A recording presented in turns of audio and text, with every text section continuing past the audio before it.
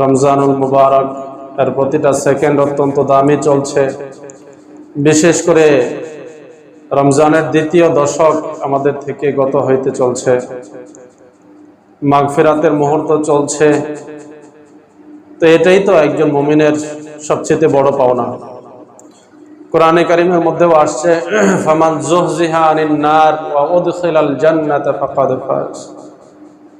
সবচেয়ে সফল ব্যক্তি সেই যে ব্যক্তি জাহান্নাম থেকে মুক্তি পাইল এবং জান্নাতের উপযুক্ত হতে পারল, জান্নাতে প্রবেশ করার মতো যোগ্যতা অর্জন করতে পারল। তো আল্লাহ রাব্বুল আলামিন আমাদের জন্য সম্পূর্ণ সুযোগ, সফল মানুষ হওয়ার জন্য, যোগ্য মানুষ হওয়ার জন্য, উপযুক্ত ব্যক্তি হিসেবে গড়ে ওঠার জন্য, নিজেকে যোগ্য করে গড়ে তোলার জন্য আল্লাহ তাআলা আমাদেরকে রমজানুল মুবারক দিয়েছে। বিশেষ করে রহমতের দশক চলে গেছে, মাগফিরাতের দশকও একেবারে শেষের দিকে চলে আসছে। প্রায় আজকে আমাদের 16তম রমজান, 16তম রমজান চলে যাচ্ছে। আগামী সপ্তাহ পাবো না, এই সপ্তাহের মধ্যেই আমাদের এই মাগফিরাতের দশকে শেষ হয়ে যাবে। তবে সেখান থেকে আমার আপনার চিন্তার বিষয় হলো যে একে একে রমজান আমার কাছে আসলো। রমজানটা এত বরকতের ছিল, ফজিলতের ছিল, এত মর্যাদা লাভের ছিল। আমি সফল ব্যক্তি হিসেবে আমাকে গড়ার সুযোগ ছিল, জাহান্নাম থেকে বাঁচানোর সুযোগ ছিল, জান্নাতের উপযোগী বানানোর সুযোগ ছিল।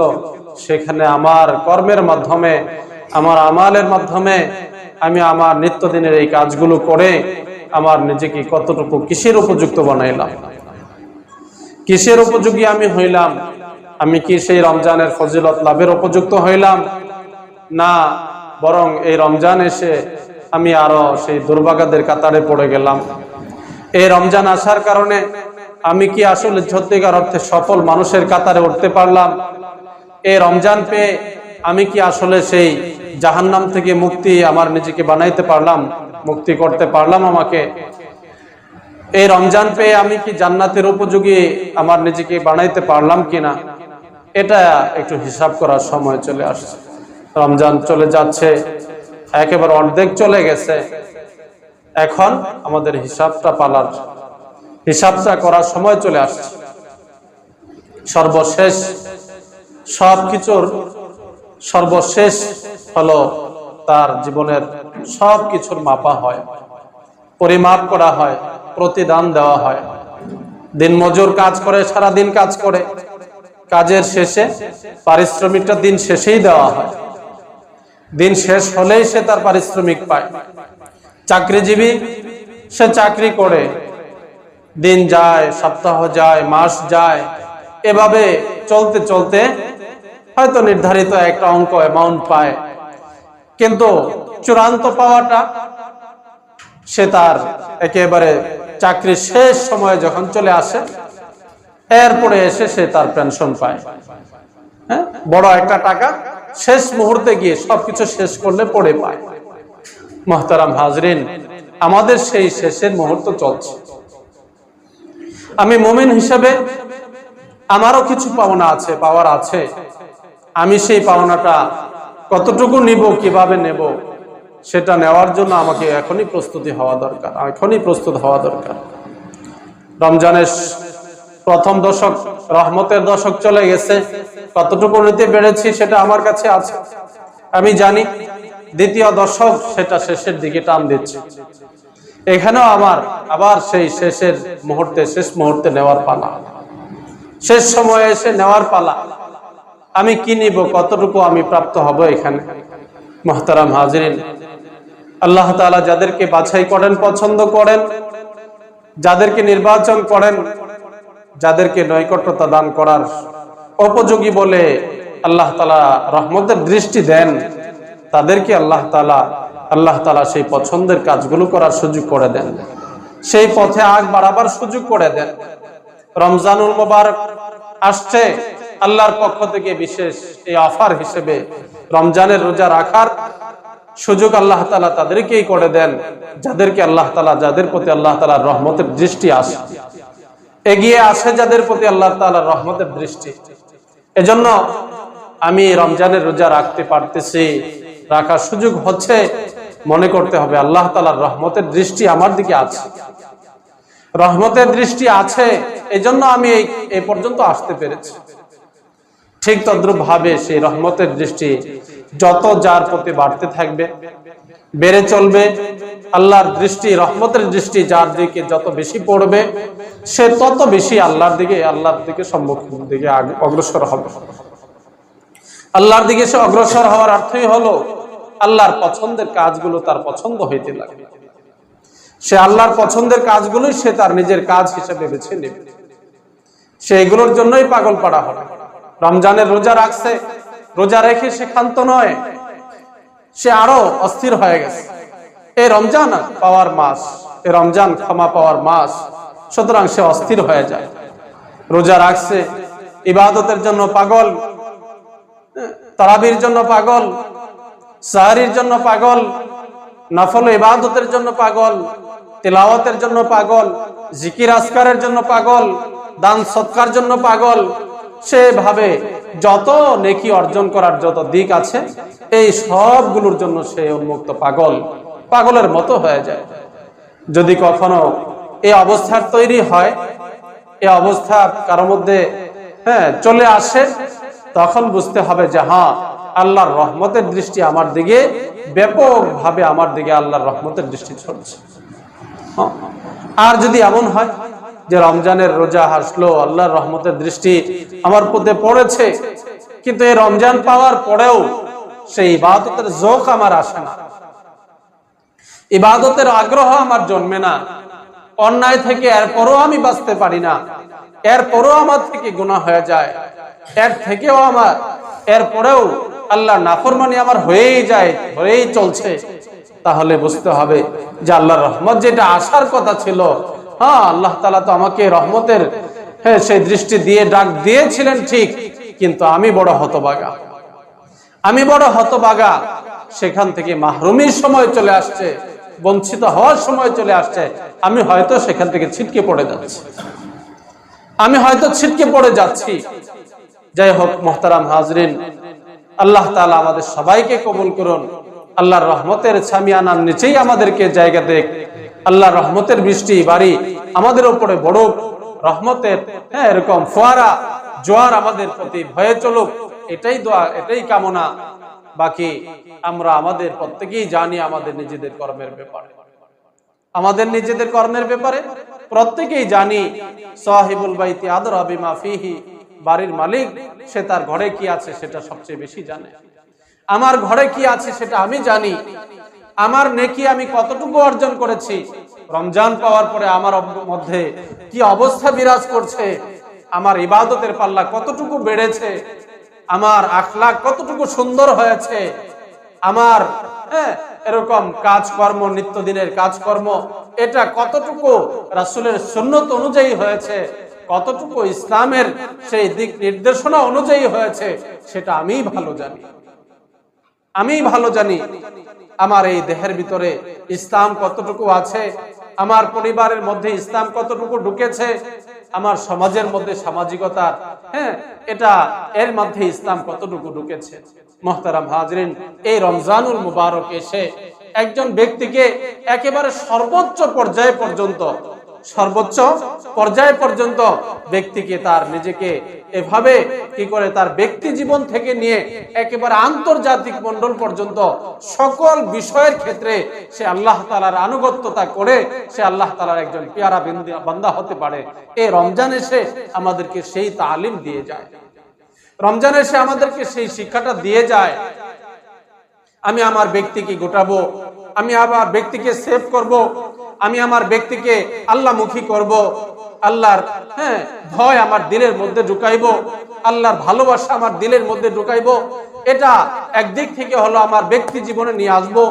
ঠিক অপর দিক থেকে এসে এই রমজান আসলে সেটা যে শুধুমাত্র ব্যক্তি কেন্দ্রিক নয়, সেটা পরিবার কেন্দ্রিক, পারিবারিক, সেটা যে সমাজ কেন্দ্রিক, সামাজিক, সেটা যে আন্তর্জাতিক মণ্ডলের এই রোজার মাধ্যমে সেই ইবাদতটাও আমাদেরকে রাসূল করিম সাল্লাল্লাহু আলাইহি সাল্লাম শিখাইছেন।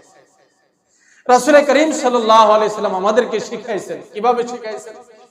হাদিসের মধ্যে আসছে আল্লাহ রাসূল সাল্লাল্লাহু আলাইহি ওয়াসাল্লাম বলেন যে যখন রমজানের শেষ দশক চলে আসে,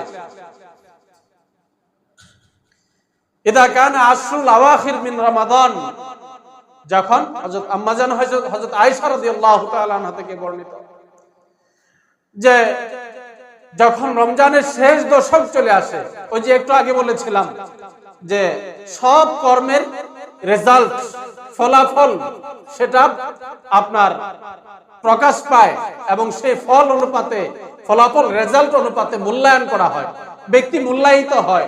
সেটা হলো শেষ সময়ে এসে। শেষ সময়ে এসে এই রমজানও একটা সময় ছিল, লম্বা একটা সময় ছিল, প্রতিযোগিতার একটা সময় ছিল। এই রমজানটা নিজেকে গঠন করার একটা সময় ছিল, মেহনত মুজাহাদার একটা সময় ছিল, আল্লাহকে পাওয়ার জন্য পরিশ্রম করার একটা সময় ছিল, ইবাদতের একটা সময় ছিল। সেই সময়ের একটা শেষ মুহূর্ত, যেই সময়টাকে সামনে রেখে আল্লাহ তাআলা মূল্যায়ন করবেন, প্রতিদান দিবেন, সেটারও একটা সময় আল্লাহ তাআলা নির্ধারণ করে রাখছেন। তো সেই সময়টা যেন হাতছাড়া না হয়, সেই সময়টার মধ্যে যেন ব্যক্তি জীবন থেকে নিয়ে পারিবারিক জীবনে, সামাজিক জীবনে, আন্তর্জাতিক মণ্ডলে সকল ক্ষেত্রে সেটার প্রভাব ছড়ে যায়, সেটা যেন সকল ক্ষেত্রে আল্লাহ তাআলা সেই দেওয়াটা, সেই প্রতিদানটা সবাই ভাগ করে নিতে পারে। এই ক্ষেত্রেও রাসূল করিম সাল্লাল্লাহু আলাইহি ওয়াসাল্লামের সুন্নাত, এই ক্ষেত্রেও রাসূলের জিন্দেগি, এই ক্ষেত্রেও রাসূল করিম সাল্লাল্লাহু আলাইহি ওয়াসাল্লাম আমাদেরকে শিখায় গেছেন, আমাদেরকে শিখায় দিচ্ছেন কিভাবে শেষ ফলটা ভোগ করতে হবে, শেষ ফসলটা কিভাবে কেটে আনতে হবে, সেই ফলাফল আমার আমলনামায় কি করে যোগ করতে হবে, সেটা রাসূল করিম সাল্লাল্লাহু আলাইহি ওয়াসাল্লাম আমাদেরকে শিখায় গেছেন। আম্মাজান হযরত আয়েশা রাদিয়াল্লাহু তাআলা আনহা বলেন, ইদা কানা আশরুল আওয়াখির মিন রমাদান শাদ্দা আযরাহু ওয়া আইকাযা আহলাহু। হযরত আম্মাজান আয়েশা রাদিয়াল্লাহু তাআলা আনহা বলেন যে রাসূল করিম সাল্লাল্লাহু আলাইহি সাল্লাম এই রমজানের অবস্থা তো এমন ছিল যে রাসূল তো তার বর্ণাঢ্য এই জিন্দেগি, এর আগেও বলেছিলাম, গত সপ্তাহে হয়তো বলেছি, যে তার জিন্দেগিটাই সাজাইছেন এমন ভাবে উম্মতের জন্য ফেদা, উম্মতের জন্য ওয়াকফ করে দিয়েছেন। ফালাআল্লাকা বাখিউন নাফসাকা আলা আথারিহিম ইল্লাম ইউমিনু বিহাদাল হাদিস ইয়া সাফা। রাসূল তো এমন ছিলেন, উম্মতের জন্য এমন ভাবে কেঁদেছেন, আল্লাহ তাআলা নিজে সান্ত্বনার বাণী পাঠিয়েছেন, হে আল্লাহ রাসূল থামেন, আপনি তো মনে হচ্ছে আপনার উম্মতের জন্য আপনার জীবনটাকেই নিঃশেষ করে দিবেন, শেষ করে ফেলাইবেন, এমন এক অবস্থা চলছে আপনার। আল্লাহ তাআলা নিজে সান্ত্বনা দিচ্ছেন, একটু ক্ষান্ত হন, একটু শান্ত হন, একটু থামেন, আপনি এত হতাশার জিন্দেগি পার করেন না, এত নিরাশ হয়ে যায়েন না, এত বেকুল হয়ে যায় না। আল্লাহ রাসূলকে সান্ত্বনা দেন। এমন এক জিন্দেগি ছিল রাসূল করিম সাল্লাল্লাহু আলাইহি ওয়াসাল্লাম। সেই রাসূল এই রমজান পাওয়ার জন্য, এই রমজানকে লাভ করার জন্য, এই রমজানের মর্যাদা লাভ করার জন্য এবং এই রমজানের এই প্রতিদান লাভের জন্য কতটুকু ব্যাকুল ছিলেন। এত স্থিরতার, এত মেহনত মুজাহাদার আমাল করার পরেও রাসূল এই রমজানের জন্য পাগল হয়ে যেতেন। রমজানে ইবাদতের পাল্লা বাড়াইয়া দিতেন, অন্যান্য ইবাদত, সব ইবাদত বাড়াইয়া দিতেন। আমাদের বুজুর্গানে দিনের মধ্যে এমন রং ঢং ছিল, সেই তাদের জিন্দেগির মধ্যে এমন অবস্থার তৈরি হয়েছিল যে তারাও তাদের জীবনটাকে এভাবে সাজাইছেন। রমজানটা হলো ইবাদতের মাস, রমজানটা হলো ইবাদতের মাস, এটা হলো ইবাদতের মৌসুম, মুমিনের জন্য বসন্তকাল। এখানে নতুন করে সে তার জীবনটাকে এভাবে সাজানোর জন্য, নতুন করে প্রত্যেকটা গাছের মধ্যে যেরকম বসন্তের জ্বর চলে আসে, পুরাতন পাতাগুলো ঝরে পড়ে যায়, নতুন পাতাগুলো আবার তার মধ্যে গজানো শুরু করে দেয়, নতুন উদ্যমে সে জেগে ওঠে। ঠিক তদ্রুপভাবে রমজানের আগ পর্যন্ত সারাটা বছর তার যাবে, অন্যায় অপরাধ যা কিছু ছিল এই সব কিছু রমজান আসার সাথে সাথে, সেই রমজান পাওয়ার সাথে সাথে সেই মালিকের কাছ থেকে এরকম ভাবে ইবাদত করে, কান্নাকাটি করে, দোয়া করে, আবেদন করে তার জীবনের ওই যে পুরানা ঝড়গুলো, পুরানা পাতাগুলো, ওই পুরানা গুনাহ খাতাগুলো, এই সবগুলোকে ঝড়ে মুছে পরিষ্কার করে তার নিজেকে ওই যে বসন্তের নতুন পাতা গজাইলে যেরকম সুন্দর এক উদ্যমতা চলে আসে মুমিনের জিন্দেগির মধ্যে। রমজান মাসটা হলো সেই বসন্তের কাল। সে তার জীবনের মধ্যে এমন অবস্থা তৈরি হবে যে হ্যাঁ, সেই মনের ভিতরে কলুষতা ছিল, সেখানে অন্যায়ের পাপাচারের সেই মানসিকতা ছিল, অন্যায়ের মানসিকতা ছিল, জুলুমের মানসিকতা ছিল, অন্যকে ঠকানোর মানসিকতা ছিল, মিথ্যার প্রবণতা ছিল, এরকম ভাবে হ্যাঁ অন্যের প্রতি জুলুম করার প্রবণতা ছিল। এইগুলো আস্তে আস্তে নিজের থেকে দূর করে নিজের মধ্যে ওই সালাহিয়াত যোগ্যতা তৈরি করে নিজের মধ্যে এমন এক প্রশান্তির ভাব, হ্যাঁ সেই জান্নাতি মানুষের গুণাবলীগুলো গ্রহণ করে নিজেকে এভাবে পুত পবিত্র করে নতুন করে তার বছরটাকে কাটানোর জন্য প্রস্তুত হবে। এই হলো মুমিনের জিন্দেগি। এই রমজান মাস রাসূল করিম সাল্লাল্লাহু আলাইহি সাল্লাম এই জন্যই যাতে করে একটা উসওয়া থাকে। রাসূল তো চলে যাবেন, রাসূল তো মানুষ ছিলেন, তিনি তো সারা এই কিয়ামত পর্যন্ত আমাদের সামনে থাকবেন না, তিনি নির্ধারিত সময় পর্যন্তই থাকবেন, 63 বছর পর্যন্তই ছিলেন। এরপরে লম্বা বছর পর্যন্ত চলবে পৃথিবী। সেই পৃথিবীর জন্য যেন উসওয়া হয়, তারা যেন রাসূলের কাছ থেকে নিতে পারে, এই জন্য রাসূল করিম সাল্লাল্লাহু আলাইহি সাল্লাম এই মুমিনরা রাসূলের সেই উম্মতরা কিয়ামত পর্যন্ত আনেওয়ালা এই উম্মত, তারাও যেন তার এই জিন্দেগিটাতে এইভাবে পুত পবিত্র করে তারা জান্নাতের উপযোগী হয়ে জাহান্নাম থেকে মুক্তি পেয়ে মালিকের সন্তুষ্টি নিয়ে এই দুনিয়া থেকে যেতে পারে। এই জন্য এই রমজানকে এইভাবে তারা দিয়েছিলেন, এইভাবে পালন করেছিলেন।